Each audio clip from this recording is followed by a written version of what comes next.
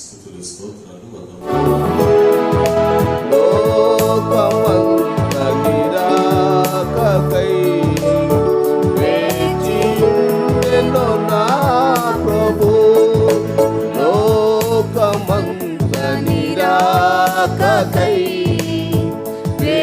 వేచియుండెను మా ప్రభు వేగవానం మీద నీటి దూతగణములతోడ వేగవానం మీద నీటి దూతగణములతోడ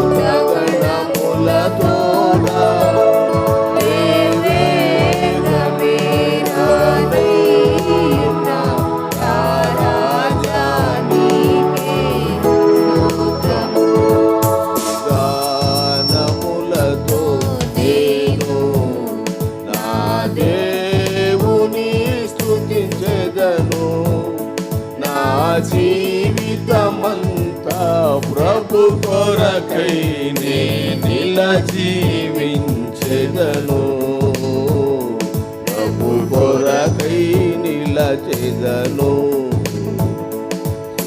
గానములతో నేను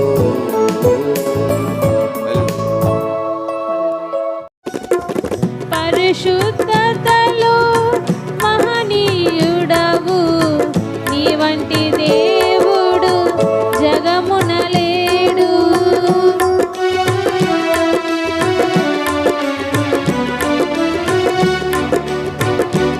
పరిశుద్ధతలో మహనీయుడవు నీ వంటి దేవుడు జగమున లేడు. నాలో నిరీక్షణ నీలో సంరక్షణ నీకే నా హృదయార్పణ. నాలో నిరీక్షణ నీలో సంరక్షణ నీకే నా హృదయార్పణ. బహు సౌందర్య సియోనులో స్తుతి సింహాసనాసీనుడా.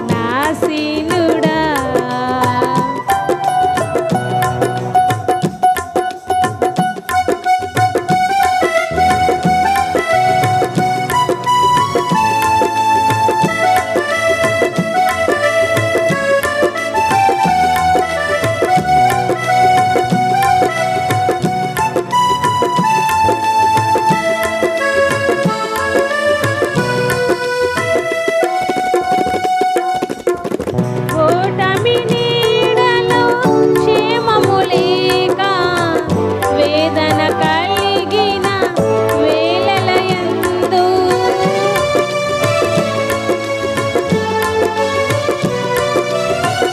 ఓటమి నీడలో క్షేమము లేక వేదన కలిగిన వేళలయందు నీవు చూపించిన నీ వాత్సల్యమే నా హృదయాన నవజ్ఞాపిక. నీవు చూపించిన నీ వాత్సల్యమే నా హృదయాన నవజ్ఞాపిక. బహు సౌందర్య సియోనులో స్తుతి సింహాసనాసీనుడా.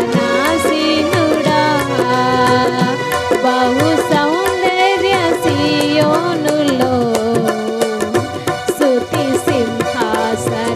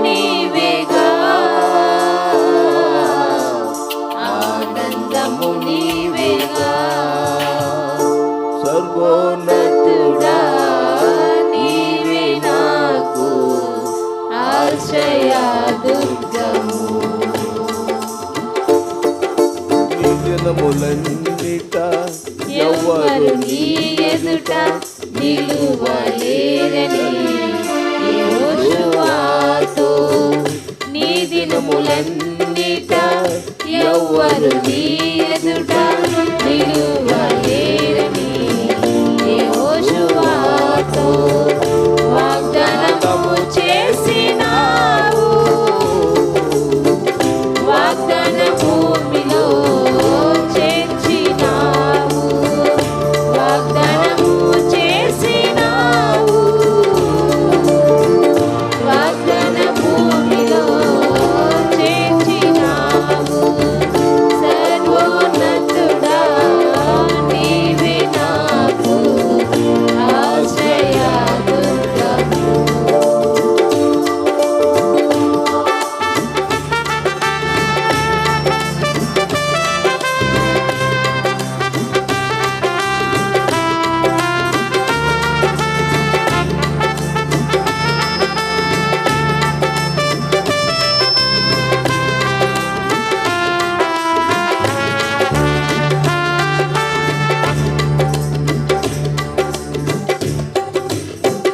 నిందల పాలై నిత్య నిబంధన నీతో చేసిన దానియేలుకు నిందల పాలైన నిత్య నిబంధన నీతో చేసిన దానియేలుకు సింహాసనమిచ్చినావు. సింహాల నోలను మోసినావు. సింహాసనమిచ్చినావు. సింహాల నోలను మోసినావు. సర్వోన్నతుడా నీవే నాకు ఆశ్రయ దుర్గము.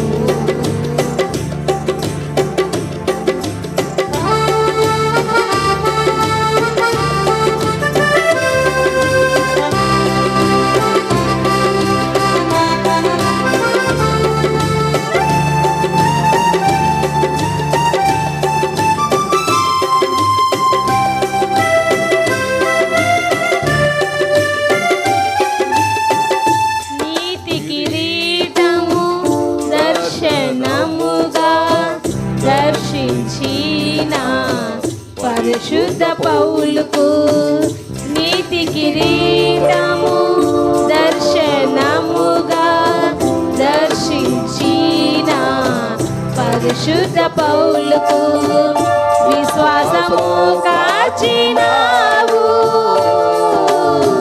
జయ జీవితము నిచ్చినావు. విశ్వాసము కాచినావు. జయ జీవితము ఇచ్చినావు. సర్వోన్నతుడా నీవే నాకు ఆశ్రయ దుర్గము. ఎవరు లేరు నాకు ఇళ్ళలో. ఎవరు లేరు నాకు ఇళ్ళలో. ఆదరణ నీవేగా. ఆనందము నీవేగా. ఆదరణ నీవేగా. ఆనందము నీవేగా. సర్వోన్నతుడా నీవే నాకు ఆశ్రయ దుర్గము. నా యేసు రాజ్యం అందమైన రాజ్యం, అందులో నేను నివసింతును. సూర్య చంద్రులు అక్కారలేని రాజ్యం, ప్రభు క్రీస్తే వెలుగై ఉన్న రాజ్యం. సూర్య చంద్రులు అక్కారలేని రాజ్యం, ప్రభు క్రీస్తే వెలుగై ఉన్న రాజ్యం. నా యేసు రాజ్యం అందమైన రాజ్యం, అందులో మనము నివసింతుము.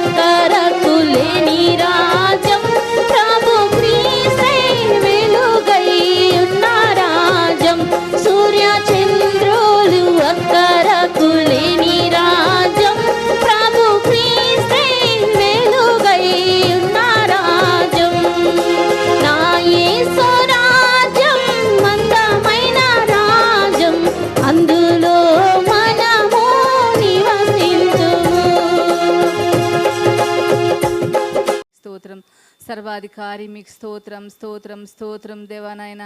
అయ్యా గత వారం అంతా కాచి కాపాడి ప్రభా, మరొక వారం లేకనైనా నీ పాద సన్నిధికినైనా నీ ఇది జరుగునని నేననుకొనని భీకర కార్యములు ఊహించలేని నా ఊహకు అందని గొప్ప మేలులు. ఇది జరుగునని నేననుకొనని భీకర కార్యములు ఊహించలేని నా ఊహకు అందని గొప్ప మేలులు చేయగలవాడవు, గొప్ప దేవుడవు, సర్వశక్తుడవు, సమర్థుడవు నీవు. చేయగలవాడవు, గొప్ప దేవుడవు, సర్వశక్తుడవు, సమర్థుడవు నీవు. హల్లెలూయా హల్లెలూయా హల్లెలూయా హల్లెలూయా హల్లెలూయా హల్లెలూయా హల్లెలూయా హల్లెలూయా. ఇది జరుగునని నేననుకొనని భీకర కార్యములు ఊహించలేని నా ఊహకు అందని గొప్ప మేలులు.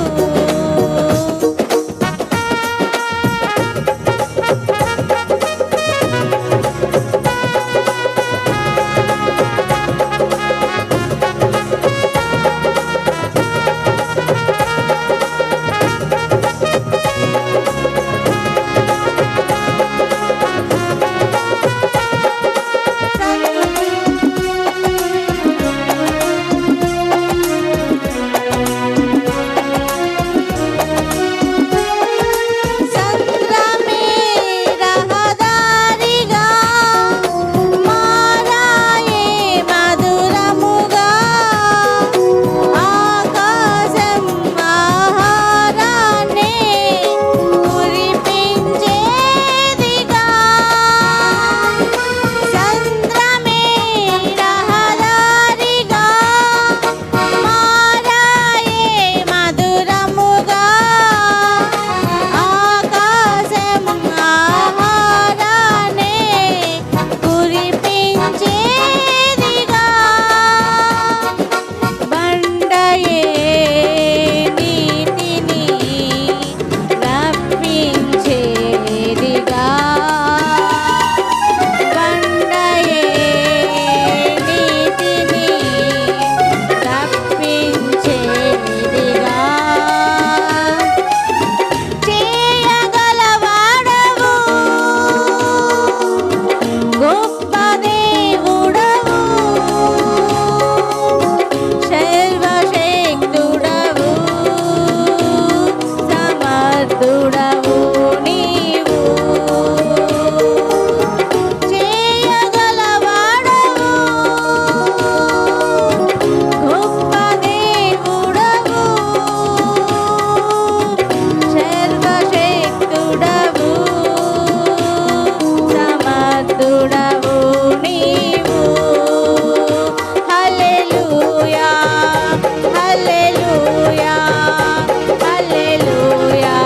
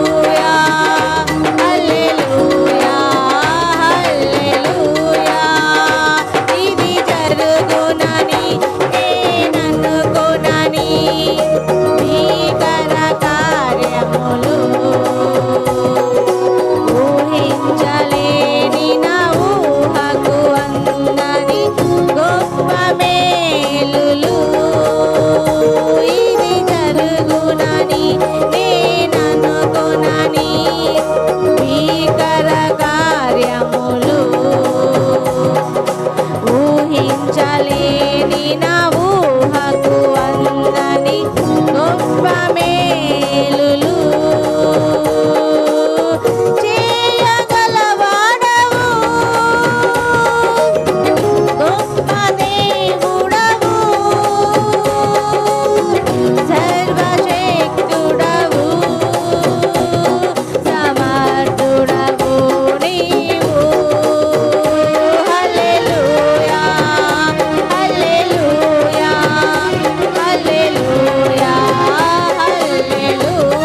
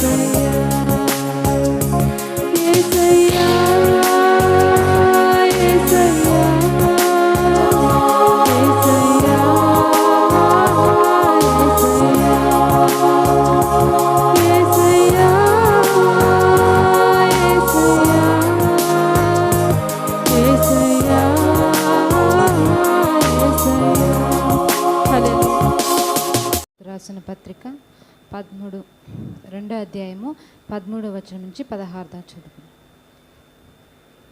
అయినను మునుపు దురస్తులైన మీరు ఇప్పుడు క్రీస్తు యేసునందు క్రీస్తు రక్తము వలన సమీపిస్తులై ఉన్నారు. ఆయన మన సమాధానమై ఉండి మీకును మాకును ఉండిన ద్వేషమును అనగా విధిరూపకమైన ఆజ్ఞలు గల ధర్మశాస్త్రమును తన శరీరమందు కొట్టివేయుట చేత మధ్య గోడను పడగొట్టి మన ఉభయములను ఏకము చేసెను. ఇట్లు సంధి చేయుచు ఈ ఇద్దరిని తన యందు ఒక నూతన పురుషునిగా సృష్టించి తన శిలువ వలన ఆ ద్వేషమును సంహరించి దాని ద్వారా వీరిద్దరిని ఏక శరీరముగా చేసి దేవునితో సమాధానపరచవలనని ఈలాగు చేసెను గనుక ఆయనే మనకు సమాధానకారకుడై ఉన్నాడు. ఆమెన్. నీ బంగారు పాదము స్తోత్రమైన తండ్రి, నిన్న నేడు రేపు నిరంతరం నిలిచి ఉండు. ఆశ్చర్యకరుడా, ఆలోచనకర్త, బలమైన దేవుడు, నిత్యుడు తండ్రి, సమాధానకర్తకు అధిపతి నీ బంగారు పాదము. నీవు నమ్మిన ఎడల నీ దేవుని మహిమ చూచుతువు. యెహోవాను 11:14 ప్రైజ్ ద లార్డ్. నా ఉపదేశమును అంగీకరించువాడు సురక్షితముగా నివసించును. సామెతలు 133 ప్రైజ్ ద లార్డ్. మీతో ఉండడానికి దేవుడు మాకు ఇచ్చిన గొప్ప భాగ్యతను బట్టి దేవునికి మహిమ కలుగును గాక. ప్రత్యేకంగా స్థానిక సంఘ కాపరి పాస్టర్ చిరంజీవి గారికి, పాస్టర్ గారు సరోజిని గారికి కూడా ప్రభు పేరిట వందనాలు. దేవుడు మన ఎడల చూపిన ప్రేమ, దేవుడు మన ఎడల చేసిన మేలులు ఎంతో గొప్పవి. హల్లెలూయా. భలే భలే మాట, బంగారు మాట, బైబిల్లో మాట, యేసు మాట. ఇది చాలా భలే భలే మాట, ఎక్కడ కూడా దొరకని మాట. అది బైబిల్లో మాత్రమే దొరికే మాట. ఆది యందు వాక్యం ఉండెను, వాక్యము దేవుని యొద్ద ఉండెను, వాక్యము దేవుడే. వాక్యం అంటే దేవుడే, బైబిల్ అంటే, బైబిల్లో వాక్ అంటే దేవుడే. ఒకానొక పండితుడు చెప్తున్నాడు, మనుషులకు మరణం ఉంటుంది కానీ అక్షరానికి మరణం లేదట. హల్లెలూయా. వారు జనరల్గా చెప్పుకొచ్చారు, కానీ వాక్య ప్రకారం కూడా వాక్యము దానికి మరణం లేదు, ఎందుకంటే వాక్యము దేవుడే గనక. సో ప్రాముఖ్యంగా ఈ దినాలలో గత బుధవారం 18వ తేదీ యావత్ ప్రపంచంలో కొన్ని కోట్ల మంది 18వ తేదీ దేనిని నిర్వహించారు లేదా దేనిని ప్రత్యేకంగా ఆచరించారో తెలుసా మీకు? చెప్పగలరు ఎవరైనా? బుధవారం 18వ తేదీ అమ్మా భస్మ బుధవారం కదా. సో యాష్ వెన్స్డే అంటారు. సో ఆ దినం మొదలుకొని ప్రపంచంలో అనేక మంది 40 రోజులు ఉపవాసాలు ఉంటారు. సో 40 రోజులు ఉపవాస ప్రార్థనలు చేస్తారు. ప్రాముఖ్యంగా మిగతా దినాలలో కంటే కూడా ఈ 40 రోజుల్లో అత్యధికంగా ఎక్కువగా దేనిని గురించి ధ్యానం చేస్తారు? చెప్పగలరా? మీకు తెలిస్తే చెప్పండి, తెలిసిన వాళ్ళు చెప్పండి. దేనిని గురించి ఎక్కువగా ధ్యానం చేస్తుంటారు? హల్లెలూయా. వింటూ ఎవరో చెప్తున్నారు, సిలువను గురించి, శ్రమల గురించి, యేసయ్య శ్రమల గురించి ధ్యానిస్తూ ఉన్నారు. సరే, అయితే వాస్తవంగా చరిత్రలోనికి మనం వెళితే బైబిల్లో ఎక్కడ కూడా యేసు ప్రభు గుడ్ ఫ్రైడేకి ముందు 40 దినాలు ప్రతి ఒక్కరు ఖచ్చితంగా ఉపవాసం ఉండాలి. ఉపవాసం ఉండి మీరు ప్రార్థనలు చేయాలి, భస్మ బుధవారం ఆచరించాలి అని అపోస్తుల కార్యములో 12వ అధ్యాయం 2వ వచనంలో ఎక్కడ కూడా లేదు కదా. ఈ బైబిల్లో ఎక్కడ లేదు. అయితే యేసు ప్రభుల వారు కూడా ప్రస్తావించలేదు, ఆది సంఘము కూడా దానిని ప్రస్తావించలేదు. అయితే ప్రపంచంలో రోమన్స్ అంటే మనం బ్రిటిష్ వారు మనల్ని ఎలా అయితే పరిపాలించారో, భారతదేశం బ్రిటిష్ వారి యొక్క ఆధ్వర్యంలో అండర్ కంట్రోల్లో ఎలా ఉండేదో, ఆ దినాల్లో యెరూషలేము ఇశ్రాయేలు దేశం రోమియుల వారి క్రింద వారి ఆధిపత్యంలో ఉండేది. అయితే కాలక్రమంలో వాస్తవంగా యేసు ప్రభుల వారి జీవనం కూడా, జీవిత చరిత్ర కూడా, యేసు ప్రభు పుట్టింది, పెరిగింది, అలాగే యేసు ప్రభుల వారు మరణించింది, మరణం గెలిచి తిరిగి లేచింది, అంతా కూడా రోమియుల దినాలలోనే, ద రోమన్స్ పీరియడ్స్లో. సో రోమన్స్ ఆ రోజుల్లో బ్రిటిష్ వారి కంటే ఎంతో పవర్ఫుల్గా ఉన్నట్లుగా ఆ దినాలు చరిత్రకారులు చెప్తారు. So all roads are connecting to Rome అనే ఒక ప్రోబ్ ఉంది, సామెత. ప్రపంచంలో అన్ని రోడ్లు రోమన్కి దారి తీసేవని. సో ఆ రీతిగా ఉన్నప్పుడు ప్రియమైన దేవుని బిడ్డలారా, ఆ దినాల్లోనే యేసు ప్రభుల వారు చనిపోయి తిరిగి లేచి మరణం గెలిచి తిరిగి లేచిన తర్వాత కొన్ని దినాల తర్వాత రోమా సామ్రాజ్యపు ఒక రాజకుమారుడు యేసు ప్రభువుని సొంత రక్షకునిగా అంగీకరించాడు. చప్పట్లు కూడా దేవునికి స్తోత్రం చేద్దాం. హల్లెలూయా. ఏ సామ్రాజ్యం, ఏ రాజ్యం అయితే యేసు ప్రభుల వారికి శిక్ష అమలు పరిచారో, శిలువ శిక్షను వేశారో, ఆ రాజ్యానికి సంబంధించిన ఆ రాజే యేసు ప్రభుని సొంత రక్షకునిగా అంగీకరించాడు. అంగీకరించిన తర్వాత క్రైస్తవ్యం, క్రిస్టియానిటీ అనేది ఒక అది దేశానికి అది ఒక అధికారికంగా క్రైస్తవ మతాన్ని డిక్లేర్ చేశారు. అంటే ఇప్పుడు ఉదాహరణకి మన పాకిస్తాన్ దేశం ఉంది కదా, భారతదేశాన్ని ఏమంటారు? సెక్యులర్ కంట్రీ అంటారు.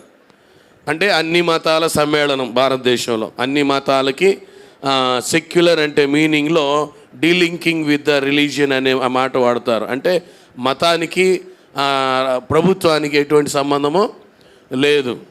సో అన్ని మతాలను ప్రభుత్వం సమానంగా చూస్తుంది అనేది రాజ్యాంగం, మనం ఏర్పాటు చేసుకునే సెక్యులర్ కంట్రీ. అయితే పాకిస్తాన్ ఏంటంటే అది ఇస్లామిక్ కంట్రీ, కంప్లీట్గా ఇస్లామిక్ కంట్రీగా దాన్ని డిజైన్ చేశారు, డిక్లేర్ చేశారు. అదే రీతిగా క్రైస్తవ దేశంగా ఆనాటి దేశాన్ని డిక్లేర్ చేశారు. అది రోమా సామ్రాజ్యం యొక్క రాజు యేసయ్యను అంగీకరించుట ద్వారా. హల్లెలూయా, హల్లెలూయా.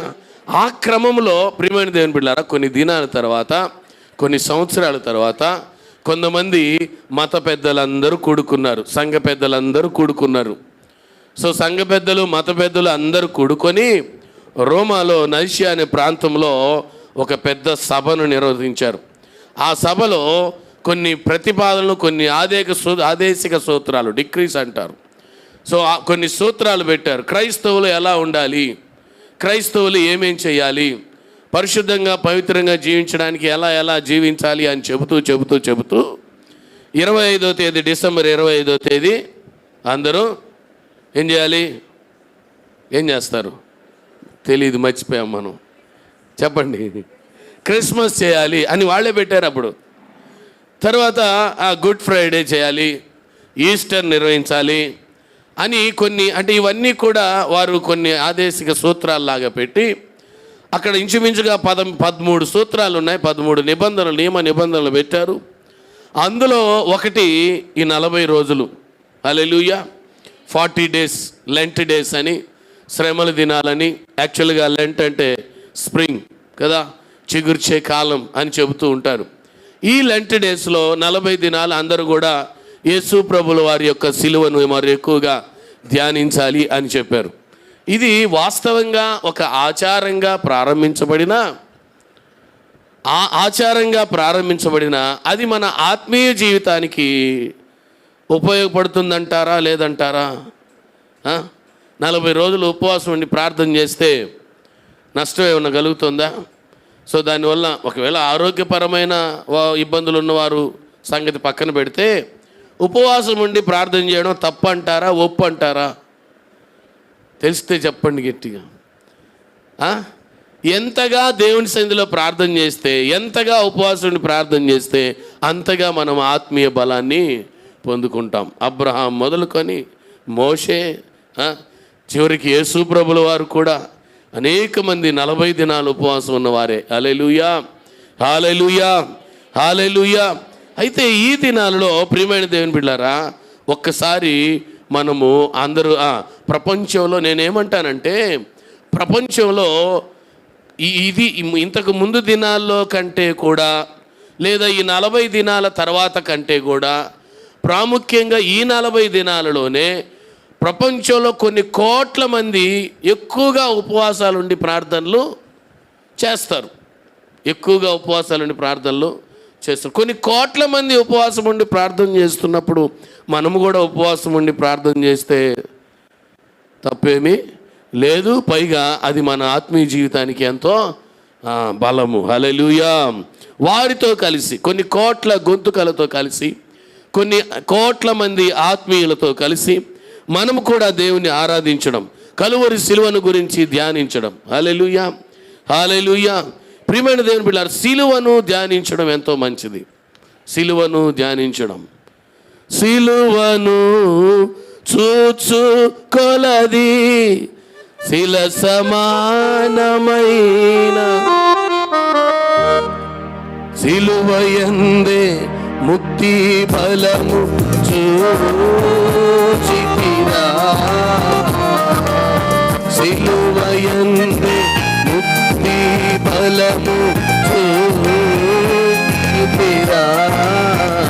నీ సిలువే నా శరణ గనురా. హల్లెలూయా. సిలువ మనకు శరణమైంది. సిలువ లేకపోతే మనకు విలువ లేదు. ప్రియమైన దేవుని బిడ్డలారా, సిలువే మనకు శరణం. ఒకసారి ఆ సిలువ ఏం సిలువ? మన ఆదరణ చర్చిలో మధ్యలో ఒక సిలువ ఉంటుంది పెద్దది. కరెక్ట్గా సంపత్ పాస్టర్ గారు అది ఖచ్చితంగా యేసు ప్రభుల వారి సిలువ ఎంత వెడల్పు ఎంత పొడవు ఉందో 8 అడుగులు వెడల్పు 15 అడుగులు పొడవు ఉండాలని చెప్పి దాన్ని అక్కడ డిజైన్ చేశారు. మరి ఆ సిలువను చూడాలా, లేదా ఇక్కడ ఒక సిలువ ఉంది ఈ సిలువను చూడాలా? ఆ మధ్యకాలంలో ఒక చర్చిలో పంచలోహాలతో సిలువను చేశారు, ఆ సిలువను చూడాలా? ఏ సిలువను చూడాలి, ఏ సిలువను చూడాలి అని మనం జ్ఞాపకం చేస్తే యేసు ప్రభుల వారు కూడా ఒక సిలువ గురించి చెప్పారు. నన్ను వెంబడించేవాడు ఏమన్నాడు? తను తాను ఉపేక్షించుకొని, మీరు చెప్తారు పాస్టమ్ గారు కాకుండా, నన్ను వెంబడించేవారు తన్ను తాను ఉపేక్షించుకొని డాష్ సిలువను ఎత్తుకొని నన్ను వెంబడించాలన్నాడు. డాష్ అంటే నా సిలువ. ఏమన్నారు యేసయ్య? తన సిలువను ఎత్తుకొని అన్నాడు. యేసయ్య ఏమన్నాడు? యేసయ్య నా సిలువను ఎత్తుకోండి అని చెప్పట్లా. జాగ్రత్తగా ఆలకించండి. యేసు ప్రభులు మీరు చదవండి తర్వాత పరిశుద్ధ లేఖన భాగాల్లో యేసయ్య తన సిలువను ప్రతి ఒక్కడు, everybody they have their individual cross, ప్రతి ఒక్కరికి వ్యక్తిగతంగా వారి వారి సిలువలు ఉన్నాయి. సిలువ కాదు, సిలువలు ఉన్నాయి. ఎంతమంది ఉంటే అన్ని సిలువలు ఉన్నాయి. ఎవరి సిలువను వాళ్ళే ఎత్తుకోవాలి. నా సిలువను మీరు ఎత్తుకోవడానికి లేదు, మీ సిలువను నేను ఎత్తుకోవడానికి లేదు. కానీ మనందరి శిక్షను మాత్రం యేసయ్య ఎత్తుకున్నాడు. హల్లెలూయా, హల్లెలూయా. ప్రియమైన దేవుని బిడ్డలారా, ఒకసారి ఆ సిలువని ధ్యానిస్తే ఒక ఆయన ఇలాగే పాట పాడుతూ ఉన్నాడు. ఏం పాట పాడుతున్నాడంటే, సిలువ సాక్షిగా యేసు సిలువను సిలువ మోయుచు ప్రకటించెదను అని ఇంటి పైన కూర్చొని ఒక బేల్దారి మేస్త్రి అనమాట, ఆయన కడుతూ ఉన్నాడు. రాయి మీద రాయి పెట్టి ఇసుక పెడుతూ నోట్లో బీడి పెట్టుకొని గుప్పు గుప్పుమని ఊత్తూ మెళ్ళో ఒక సిలువ తగిలించుకొని సిలువ సాక్షిగా యేసు సిలువను అంటే ఏం సిలువ? ఏ సిలువను ధ్యానిస్తున్నాం? ఏ సిలువను జ్ఞాపకం చేసుకుంటున్నాం? ఒకసారి మనందరము మన సిలువలు ఉన్నాయి, వాటి గురించి గతంలో నేను ఒకసారి మీ మధ్యలో పంచుకున్నాను అనుకుంటాను. హల్లెలూయా. మీకు గుర్తుందో లేదో, ప్రతి ఒక్కరూ తమ సిలువను ఎత్తుకోవాలి అని. ప్రతి ఒక్కరికి శ్రమలు ఉంటాయి, ఇబ్బందులు ఉంటాయి, ఇరుకులు ఉంటాయి. వాటిని మనం బేర్ చేయాలి. పరీక్ష లేకుండా సర్టిఫికేట్ చేతికి వస్తుందా? రాదు, రాదు. ఈ మధ్య కొనేస్తున్నారు. డాక్టర్ సర్టిఫికేట్లు కూడా అమ్మేస్తున్నారు, పిహెచ్డి సర్టిఫికేట్లు అమ్మేస్తున్నారు. ఒకవేళ డాక్టర్ సర్టిఫికేట్ ఒక ₹1,00,00,000 ఇచ్చి కొనుక్కున్నాడు అనుకోండి, వాడిని తీసుకెళ్ళి ఆపరేషన్ థియేటర్లో ఆపరేషన్ చేయమని చేస్తాడా? చచ్చి ఊరుకుంటాడు. ఎవరు? పేషెంట్. అవి అంటే కొనుక్కున్నంత మాత్రం అది పని చేయవు కదా. ప్రియమైన దేవుని బిడ్డలారా, ఈ దినాన జాగ్రత్తగా గమనించండి. యేసు పరీక్ష లేకుండా మనకు సర్టిఫికేట్ ఎలా రాదో, పరీక్షలు ఎదుర్కోకుండా ప్రమోషన్ ఎలా రాదో, సిలువ లేకుండా, సిలువ శ్రమలు సహించకుండా నిత్య రాజ్యంలో మనం ప్రవేశించలేము. సో ప్రతి ఒక్కరు తమ సిలువను మోయాలి. ప్రతి ఒక్కరు ఏం చేయాలంటే సిలువను భుజం మీదకి ఎత్తుకోవాలి. నేను ఒక మాట చెప్తాను ఏంటంటే, నువ్వు సిలువను భుజం మీద ఎత్తుకుంటే చాలామందికి ఇష్టం ఉండదు. ఇది శ్రమలంటే ఇష్టం ఉండదు, కష్టం అంటే ఇష్టం ఉండదు, అమ్మా బాధ అంటే ఇష్టం ఉండదు, ఇరుకులంటే ఇష్టం ఉండదు, ఇబ్బందులు అంటే ఇష్టం ఉండదు.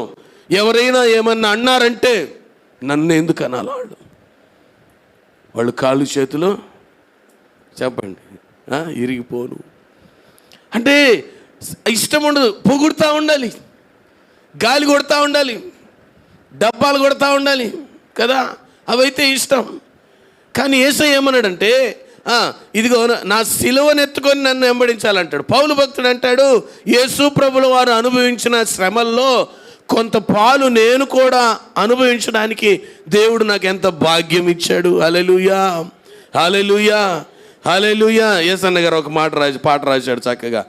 యేసయ్య నీవు నీ కృప తలంచగానే నా శ్రమలు శ్రమలుగా అనిపించలేదే.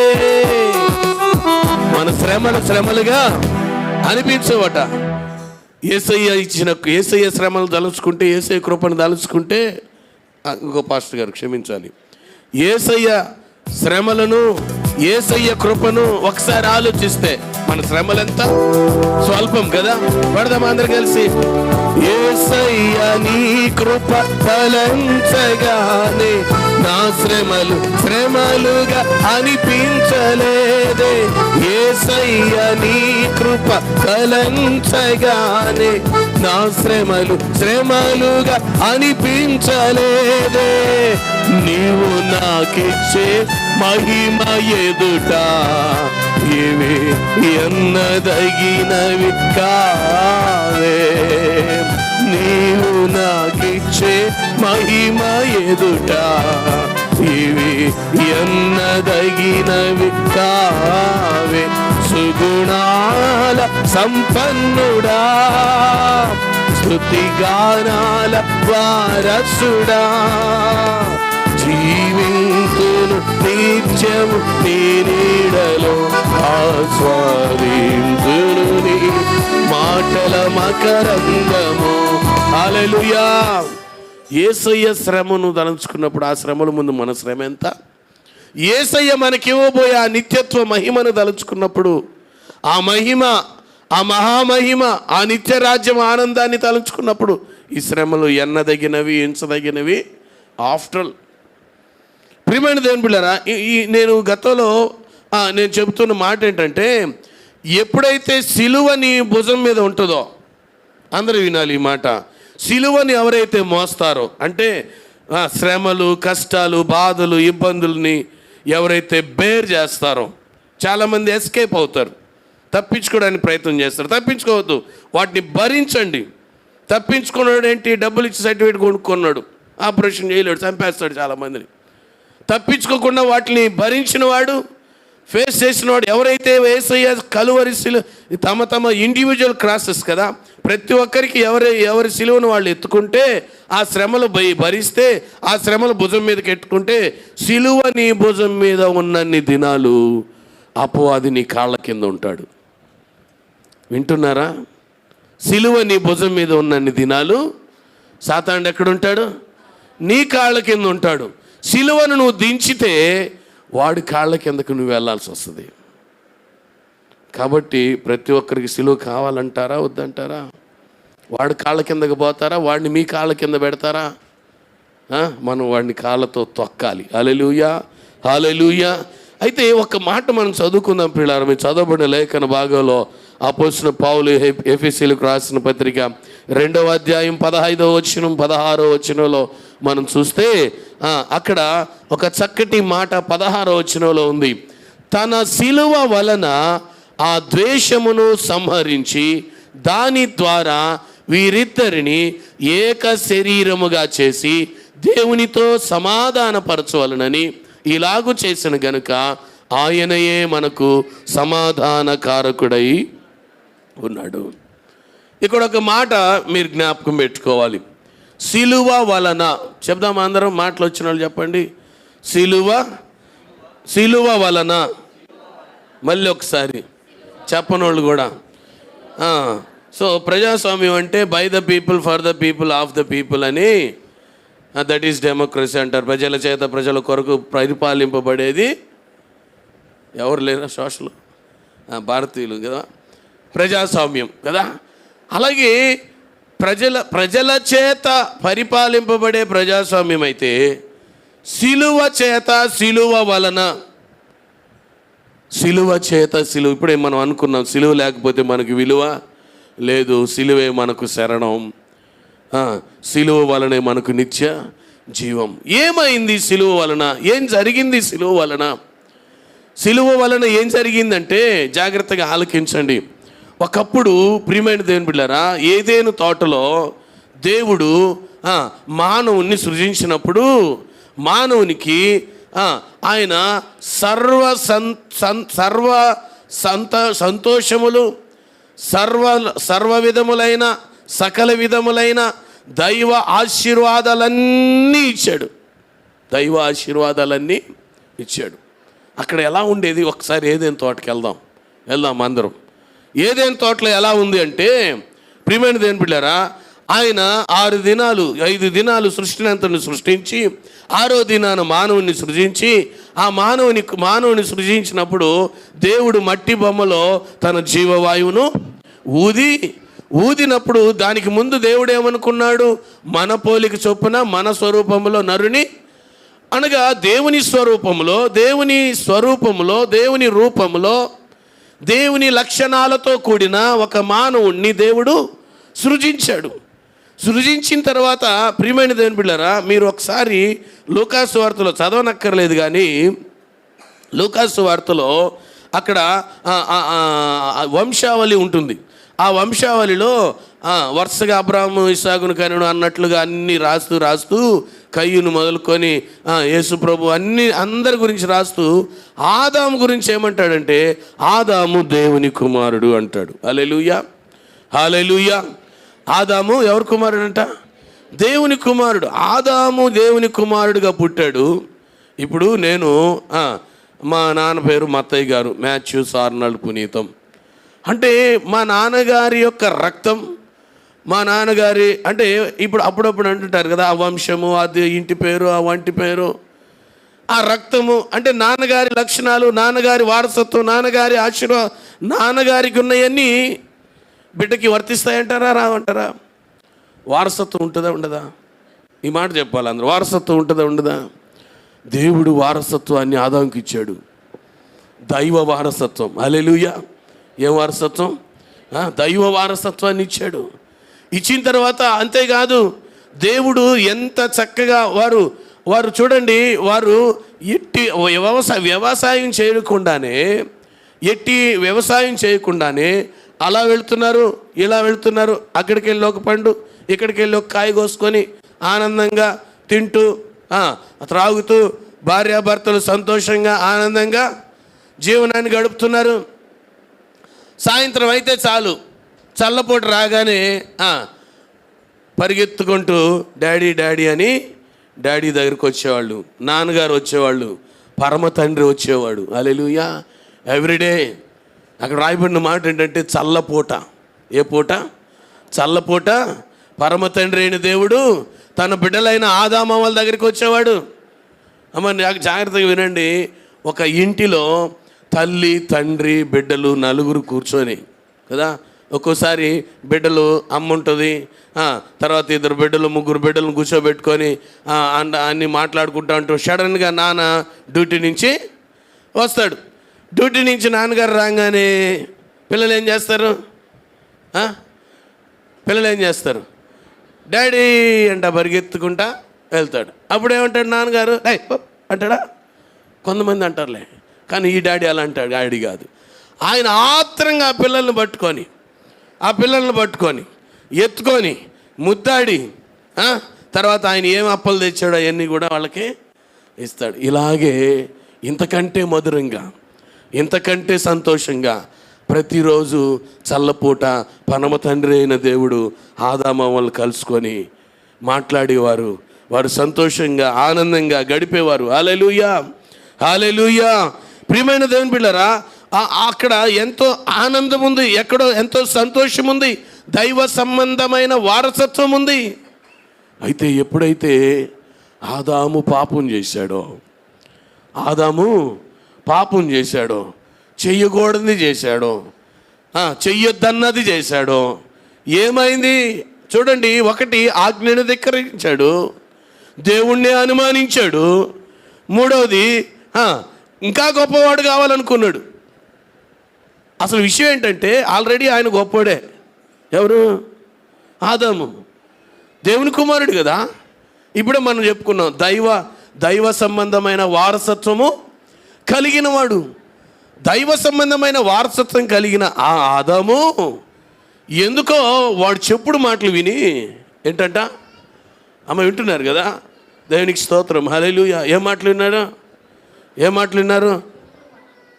అయ్యగారు లేనప్పుడు అమ్మగారు, ఎవరైనా మనిషి వచ్చారమ్మా, మీరు ఒక్కరే ఇంట్లో ఉన్నారు, అమ్మలారా స్త్రీలారా, తలుపు తట్టాడు, ఏం చేస్తారు? అయ్యా మా ఆయన లేడు, అటు పోయి రాపోయా, వచ్చిన తర్వాత చెప్తాలే అని అంటారు. కానీ తలుపు తీసి పాతకాని మొదలుపెట్టింది. తద్వారా ఏమైంది? లోకంలో మొట్టమొదటి పాపి అయింది. పాపము హవ్వ ద్వారా లోకంలోనికి ప్రవేశించింది. ప్రియమైన దేవుని బిడ్డలారా, ఎప్పుడైతే ఆల్రెడీ వాళ్ళు దేవుని బిడ్డలే, దైవ వారసత్వం కలిగిన వారు, కానీ వీడు వచ్చి చెప్తాడు మీరు దేవదూతలు అయిపోతారంటే ఏంటో అనుకున్నాడు ఆదాము అవ్వలు. ఇంకా గొప్పవాళ్ళు అవ్వాలనుకున్నారు. ఇంకేం గొప్పవాళ్ళు అవుతారు? కీర్తనాకారుడు అంటాడు, అయ్యా నువ్వు మానవుణ్ణి దేవుని కంటే కొంచెము తక్కువ అనిగా చేశావు. హల్లెలూయా, హల్లెలూయా. దైవత్వ వారసత్వం కలిగిన వాడు ఏమైపోయాడంటే దేవుని ఆజ్ఞని ధిక్కరించి, దేవునికి విరోధంగా తప్పు చేసి, దేవుణ్ణి అనుమానించి, దేవుని కంటే గొప్పవాడు కావాలన్న దురాశ. ఏ ఆశ ఉండవచ్చు కానీ దురాశ ఉండకూడదట. చిన్నప్పటి నుంచి కథల్లో చదువుకున్నాం కదా. ఒక బాతు రోజు బంగారు గుడ్డు పెడుతుంటే వాడు బంగారు గుడ్డు ఎత్తుకుపోయి అమ్ముకుంటున్నాడు. ఒకరోజు అనుకున్నాడు దీనికి పొట్ట దూస్తే కోస్తే చాలా గుడ్లు ఉంటాయి అనుకున్నాడు. కోస్తే ఏమీ లేవు. దురాశ గర్భం ధరించి పాపమును కనగా పాపము వాళ్ళను వచ్చే జీతం ఏంటి? మరణం. దురాశ ఈ దినాన అనేక అనర్థాలకి దురాశే. తృప్తి లేదు. నీవు కలిగి ఉన్న దానితో తృప్తి కలిగి ఉంటే, సంతృప్తి చెందితేనే సంతోషం ఉంటుందమ్మా. ఈ దినాలు చాలామందికి సంతోషం లేదు. ఎందుకో తెలుసా? తృప్తి లేదు. ఇంకా ఇంకా ఇంకా ఏం బాగుకుందామని, ఏం సంపాదించుకుందామని. సరిపోదా? చాలదా? ప్రియమైన దేవుని బిడ్డలారా, ఎంత ఉన్నా ఇంకా కావాలి. అలనాడు ఆదాము కూడా ఏదో గొప్పోళ్ళు అయిపోతామని అనుకున్నాడు. కానీ ఉన్నదే పోయింది. హల్లెలూయా, హల్లెలూయా. జాగ్రత్తగా ఆలకించండి. దైవ వారసత్వం పోయి బానిసత్వంలోకి వెళ్ళిపోయాడు. వింటున్నారా మాట? దైవ వారసత్వం పోయి బానిసత్వం. ఏ బానిసత్వం? పాపపు బానిసత్వం కిందకి. రోమిలకు రాసిన పత్రిక ప్రకారం పాపం అనే దాస్యపు క్రిందకి వెళ్ళిపోయాడు. కుమారుడు తప్పులో పడిపోయాడు, పాపంలో పడిపోయాడు. ఒక తండ్రి ఉన్నాడు. ఆ తండ్రి మాట వినలేదమ్మా. ఉదాహరణకి చెప్తున్నా, వినండి జాగ్రత్తగా. ఒక ఇంట్లో ఒక తండ్రి ఉన్నాడు. ఆ తండ్రి మాట వినకుండా, తండ్రి చెప్పిన మాట వినకుండా, తండ్రికి లోబడకుండా, తండ్రికి విధేయత చూపించకుండా, తండ్రి మీద తిరగబడి, తండ్రికి వ్యతిరేకంగా మాట్లాడి, గొడవ పెట్టుకొని ఇంట్లో నుంచి వెళ్ళిపోయాడు. మరలా వాడు బాధపడి కష్టపడి మళ్ళీ తిరిగి వచ్చాడు. మనకు తెలుసు చిన్న కుమారుడు అదే రీతిగా ఉంటాడు కదా. అప్పుడు ఏం జరిగిందంటే ఈ తండ్రి అంటాడు, రే నువ్వు నా ఇంట్లో నుంచి వెళ్ళిపోయావు అంటే, ఈ లోకాసువార్తల సంగతి అటు పక్కన పెట్టండి, దాని గురించి కాదు మనం మాట్లాడేది. నువ్వు నా దగ్గర నుంచి వెళ్ళిపోయావు, నా మాట వినలేదు నువ్వు. నాకు లోబడలేదు, నీకు నాకు సంబంధము లేదు, నా ఆస్తిలో నీకు చిల్లి గవ్వ కూడా ఇవ్వను అన్నాడు. వాడు ఒక్కడే కొడుకు, ఆయనకి ఇంకొక కొడుకు లేడు. అమ్మ వింటున్నారా? హల్లెలూయా, హల్లెలూయా. ఆ సమయంలో ఇటు తండ్రి జగడమాడుతున్నాడు, అటు కుమారుడు ఏడుస్తున్నాడు. వాడు కూడా ఏడుస్తూ నేను ఎందుకు వెళ్ళాను, నువ్వు వెళ్ళమంటే కదా వెళ్ళాను, నువ్వు ఇట్టన్నావు అట్టన్నావు అని వాడు అరుస్తున్నాడు, వాళ్ళ ఆయన ఇంకా అరుస్తున్నాడు. ఈ మధ్యలో సుబ్రహ్మణ్యం గారు లాంటి ఒక పెద్ద ఆయన వచ్చాడు అక్కడికి. సుబ్రహ్మణ్యం గారు లాంటి ఒక పెద్ద ఆయన వచ్చి ఆ పెద్ద ఆయన పట్టుకొని, ఆయన చేయి పట్టుకొని, నువ్వు గమ్ముగుండు, మాట్లాడు కాసేపు ఉండు. అప్పుడు వీడితో మాట్లాడి, రేయ్ గమ్ముగుండు, నా మాట ఏనండి అని చెప్పి వాడిని పెట్టి ఆ పెద్ద ఆయనతో అంటాడు, అయ్యా వాడు నీకు ఒక్కగానొక్క కొడుకు, వాడేదో తెలుసో తెలియకో తప్పు చేశాడు, పిల్లోడు పిల్ల శాస్త్రాలు చేశాడు, తెలిసి తెలియని వయసులో చేశాడు. నువ్వు పెద్దోడివి, కొంచెం పెద్ద మనసు చేసుకొని వాడిని పెద్ద మనిషి చేసుకొని వాడు ఒక్కడే కదా, ఇంకెడకపోతావు, నీకు వాడికి నువ్వే కదా, మీరిద్దరే కదా అని ఆయనకి నచ్చజెప్పి ఆయనతో మాట్లాడి ఆ పెద్ద ఆయన ఈయన కూడా ఆయనకంటే కొంచెం తక్కువ వయసు కలిగినాడు కాబట్టి ఇప్పుడు ఈ సుబ్రహ్మణ్యం గారు లాంటి ఆయన చెప్పిన మాటలు ఆయన విన్నాడు. వీడి దగ్గరకు వచ్చి ఈయన ఒక తట్టి రే నాయన అనుకుంటే ఏమనుకున్నావురా, నాయన కదా, నాయన కొడితే ఆ మాత్రం ఈదిలో వాళ్ళు చదువు కొడుచుకుంటా, నాయన కొడిచాను, ఇంకో నాయన కొడితే నచ్చదు కొంతమందికి. ఇంట్లో వాళ్ళు ఏమన్నంటే నచ్చదు, వీధిలో వాళ్ళు ఎన్ని తట్టినా కొట్టినా కానీ గమ్ముకుంటారు. ఈయన ఒక తట్టి రే నాయన కదా, నాయన మాట ఎనకపోతే ఎట్లాగా, నాయన కాకపోతే ఇంకెవరు, నీకు ఆయనకి నువ్వే కదా అని వాడిని సర్ది వాడితో చెప్పి ఈయనతో చెప్పి ఇద్దరు చేతులు పట్టుకొని ఈరోజు నుంచి మీ ఇద్దరు కలిసి ఉండాలా. ఆల్రెడీ పాపం ఆయనకి అమ్మ లేదు, ఆయనకి భార్య లేదు, వీడికి అమ్మ లేదు, మీరిద్దరు కలిసి ఉండాలి, ఇట్లుంటే ఎట్లాగా అని చెప్తే అప్పుడు ఆ పెద్ద ఆయన సుబ్రహ్మణ్యం గారు లాంటి ఆయన మాట విని వాళ్ళిద్దరు ఐక్యపరచబడ్డారు. హల్లెలూయా, హల్లెలూయా. ఇదే ఇక్కడ మనం చదివిన భాగంలో జరిగిన సంగతి అదే. ఏంటో తెలుసా, ఒక నూతన ఒకసారి వద్దామా, ఎఫెసీయులకు రాసిన పత్రిక 2వ అధ్యాయం 15వ వచనం. ఎఫెసీయులకు రాసిన పత్రిక 2వ అధ్యాయం 15వ వచనంలో 11వ వచనం నుంచి మనం ఒకసారి చూస్తే ప్రియులారా, ఒకప్పుడు మనం ఎలాగున్నామంటే, ఇదిగో ఇప్పుడు మన ఈ కుర్రాడు ఉన్నాడే, ఇప్పుడు మనం చెప్పుకున్నామే, ఈ కుర్రాడు లాంటి వాళ్ళు లాగా ఉన్నాం. ఎలా ఉన్నాము, ఏదైనా తోటలో తెగిపోయింది సంబంధం. మనకి ఎక్కడ తెగిపోయింది, దేవునికి మనకు మధ్య ఉన్న సంబంధం ఏదైనా తోటలో తెగిపోయింది. అక్కడ చదివితే మనము మునుపు శరీర విషయంలో అన్యజనులై ఉండి శరీరమందు చేతితో చేయబడిన సున్నతి గలవారు అనబడిన వారి చేత సున్నతి లేని వారం అనబడిన మీరు ఆ కాలమందు ఇశ్రాయేలుతో సహపౌరులు కాక పరదేశులను, వాగ్దాన నిబంధనలు లేని పరజనులను, నిరీక్షణ లేని వారును, లోకమందు దేవుడు లేని వారునై ఉండి క్రీస్తుకు దూరస్తులై ఉంటిరని మీరు జ్ఞాపకము చేసుకోండి. మనం ఇంతకు ముందు ఈ కొడుకు ఏమై ఉన్నాడో, చాలా కాలం తండ్రికి దూరం అయిపోయాడు. అలాగే ఇక్కడ ఏమంటాడు భక్తుడంటే, ఒకప్పుడు మనందరం ఒకప్పుడు మనము పరలోక పౌరసత్వం మనకి లేదు. మీకు అర్థమవుతుంది అనుకుంటున్నాను. హల్లెలూయా. పరలోక పౌరసత్వం మనకి లేదు.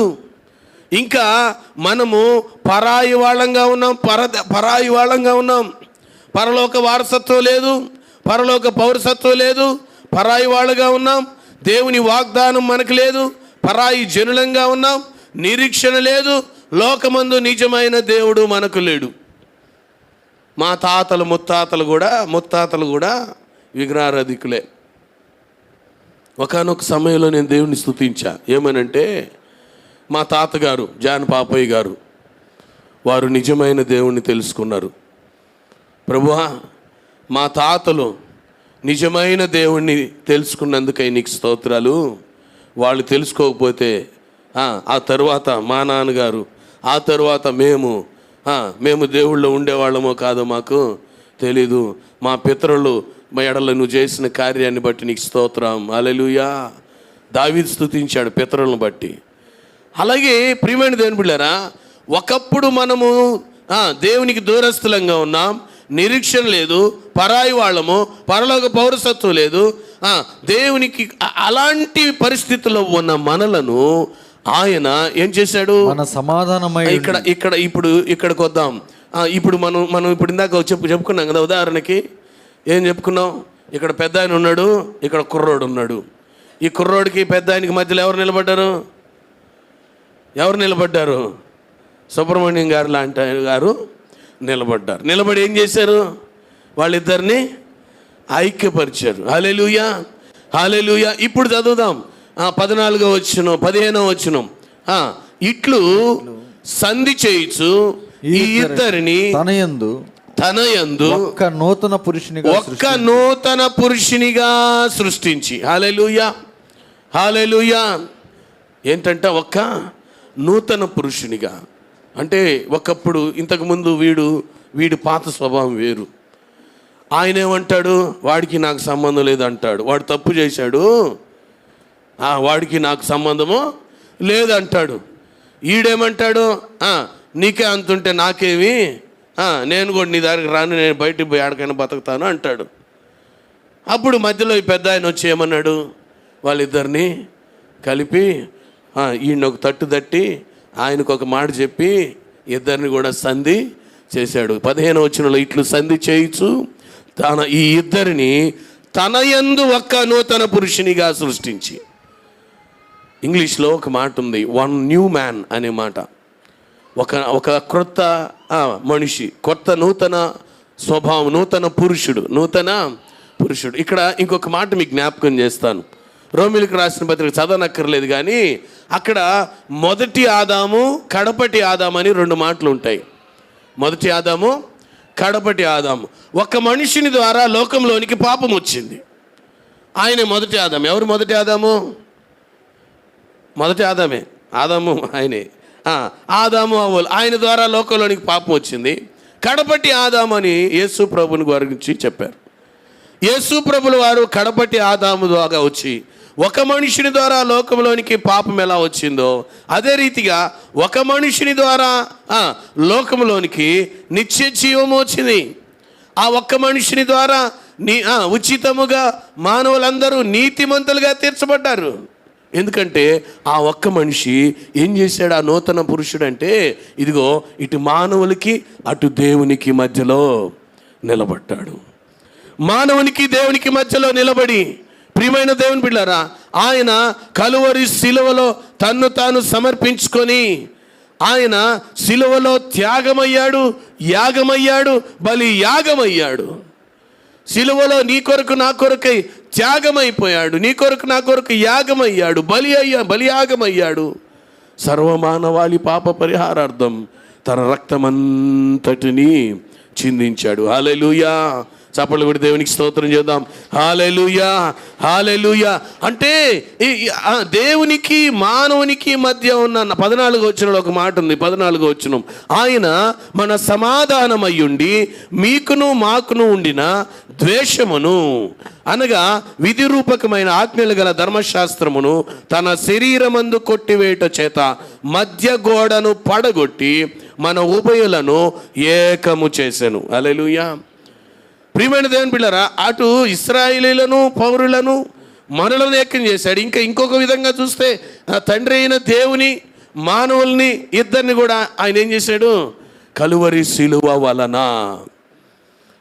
వలన. ఇప్పుడు మరలా చదువుదాం 16వ వచనం, 15వ వచనం. ఇట్లు సంధి చేయుచు ఈ ఇద్దరిని తన యందు ఒక నూతన పురుషునిగా సృష్టించి తన శిలువ వలన ఆ ద్వేషమును సంహరించి దాని ద్వారా వీరిద్దరిని ఏక శరీరముగా చేసి దేవునితో సమాధాన పరచవలనని ఇలాగు చేసెను. ఆయనే మనకు సమాధానకారకుడు. హల్లెలూయా, హల్లెలూయా. ప్రియమైన దేవుని బిడ్డలారా, శిలువ వలన ఏమైంది, ఏం జరిగిందంటే సింపుల్గా చెప్పాలంటే ఒక న్యూ మ్యాన్ వచ్చాడు. ఆ న్యూ మ్యాన్ ద్వారా, నూతన పురుషుని ద్వారా, ఇంగ్లీష్లో ఇక్కడ కొన్ని మాటలు ఉన్నాయి, హీ మేకింగ్ ఎ పీస్. ఆయన సమాధానం ఇప్పుడు రేపు చెన్నైలో మరి అయిపోయిందో జరగబోతుందో కేఏ పాల్ గారు ఒక మీటింగ్ పెడుతున్నారు, శాంతి సభ అని. అంటే శాంతియుతమైన రిలేషన్షిప్, ఒక పీస్ఫుల్ రిలేషన్షిప్ని యేసు ప్రభుల వారి సిలువ వలన ఆయన తండ్రికి దేవునికి మనుషులకు మధ్య ఏర్పాటు చేశాడు. రెండవది తెగిపోయిన సంబంధం. మూడవదిగా ఒకటేమో నూతన పురుషుడిగా ఉన్నాడు, రెండవదిగా ఆయన మనకు సమాధానాన్ని కలుగు చేసిన వాడుగా, తండ్రికి దేవునికి మధ్య సంబంధం కుదిర్చిన వాడుగా ఉన్నాడు. రీకన్సిలియేషన్ అని రీకన్సిల్ అని ఒక వర్డ్ ఉంది. అనగా తెగిపోయిన సంబంధం మరలా కుదర్చబడింది.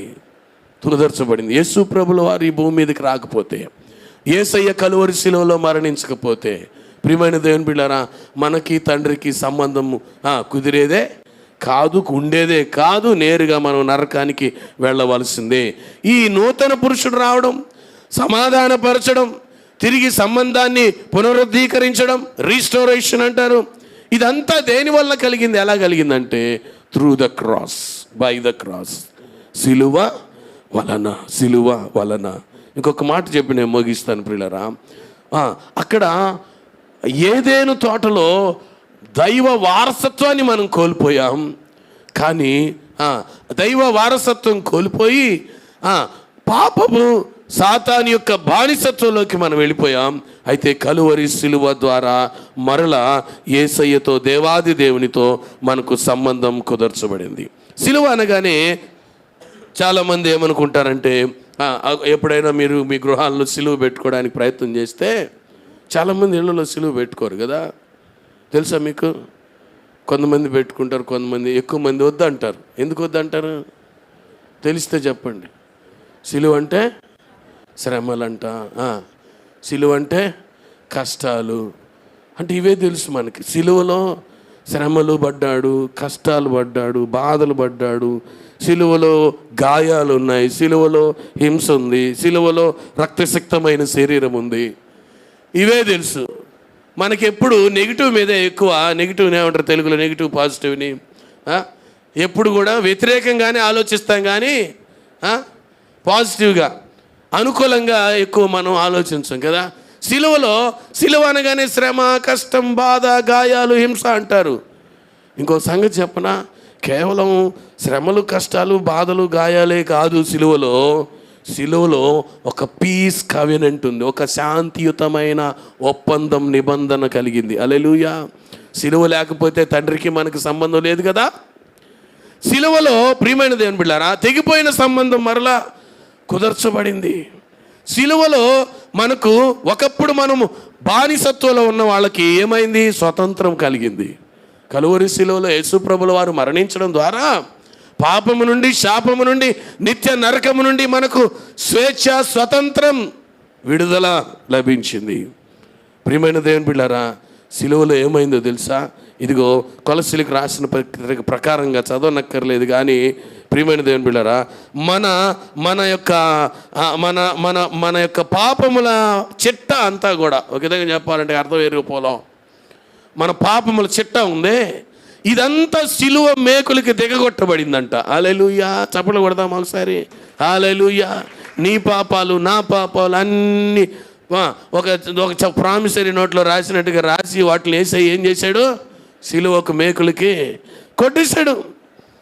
సిలువలో ఓడిపోవడం కాదు, గాయాలే కాదు, సిలువలో విజయోత్సవం ఉంది, సిలువలో గొప్ప జయోత్సవం ఉంది. కనుక ప్రియమైన దేవుని బిడ్డలారా, ఈ దినాన సిలువను వ్యర్థం చేయకుండా యేసు ప్రభుల వారి సిలువ వలన మనకు కలిగిన ఈ గొప్ప రక్షణ, గొప్ప విడుదల, గొప్ప దీవెన, గొప్ప ఆశీర్వాదం, ఇదిగో మనము తెగిపోయిన సంబంధం మరలా తిరిగి కుదర్చబడింది. దేవునికి దూరం అయిపోయిన వారు మరలా దేవునికి దగ్గర అయ్యారు.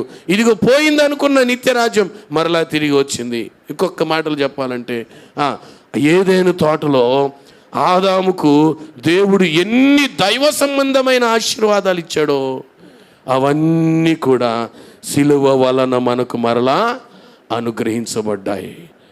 కళ్ళు మూసుకుందాం, ప్రార్థన చేసుకుందాం. కోల్పోయినవన్నీ నాకు ఇచ్చుటకును, బాధల నుండి బ్రతికించుటకును నీవే రాకపోతే, యేసయ్య నీవే రాకపోతే నేనేమైపోదును. కోల్పోయినవన్నీ నాకు ఇచ్చుటకును, బాధల నుండి బ్రతికించుటకును, కోల్పోయినవన్నీ నాకు ఇచ్చుటకును, బాధల నుండి బ్రతికించుటకును నీవే రాకపోతే నేనేమైపోదును. నీవే రాకపోతే నేనేమైపోదును. నేనుండాలేనయ్యా, నే బ్రతకాలేనయ్యా, నేనుండాలేనయ్యా, నే బ్రతకాలేనయ్యా, నీవే లేకుండా నేనుండాలేనయ్యా, నీవే రాకుండా నే బ్రతకాలేనయ్యా. హల్లెలూయా. దేవునికి స్తోత్రం. అవును ప్రియమైన దేవుని బిడ్డలారా, కలువరి శిలువ వలన మనము సమాధానము పరచబడ్డాం. ఇది నన్ను లోకములో నెమ్మది లేదు, సమాధానము, సంతృప్తి కలువరి శిలువలో యేసయ్య మనకిచ్చాడు. తెగిపోయిన తండ్రి సంబంధం, పోగొట్టుకున్న తండ్రి వారసత్వం, పోగొట్టుకున్న పర సంబంధమైన సంబంధమైన దీవెనలన్నిటినీ యేసు ప్రభుల వారు శిలువ వలన మనకు అనుగ్రహించారు. అందును బట్టి దేవునికి కృతజ్ఞతాస్తుతులు చెల్లిద్దాం. అంతేకాదు, ఒకవేళ ఇది నా ప్రియమైన దేవుని బిడ్డ ఇంకా దేవునికి దూరంగా ఉన్నావా, ఇంకా దేవుని సన్నిధికి దూరంగా ఉన్నావా, దేవుని సముఖమునకు దూరంగా ఉన్నావా, ఇదిగో యేసు ప్రభుల వారు రక్తం నీ కొరకు ఎదురు చూస్తూ ఉంది. శిలువలో యేసయ్య నీ కొరకు వేలాడుతూ పిలుస్తున్నాడు, నా కుమారుడా, నా కుమార్తె, శిలువ చెంతకు రా, శిలువ చెంతకు రా, కలువరి శిలువను చేరు. శిలువ వలనే మనకు విడుదల, శిలువ వలనే మనకు స్వాతంత్రం, శిలువ వలనే మనకు విలువ, శిలువ వలనే మనకు నిత్య జీవం. ఎవరైతే యేసయ్య దగ్గరికి వస్తారో, ప్రభా నేను పాపినయ్యా, నేను నీకు దూరముగా ఉన్నాను, నన్ను క్షమించు, సరిచేసి నన్ను నీ దగ్గరగా ఉంచు ప్రభా అని అడిగినప్పుడు, నీ పాపాన్ని ఒప్పుకుంటే ఆయన పరిశుద్ధపరుస్తాడు, పవిత్రపరుస్తాడు. శిలువ ద్వారా తిరిగి పునరుద్ధీకరించబడ, రిస్టోరేషన్, నూతన పరచబడతాం. అటు నూతనమైన, శక్తివంతమైన, ఆశీర్వాదకరమైన జీవితం ప్రభు అయిన దేవుడు మనకు అనుగ్రహించును గాక.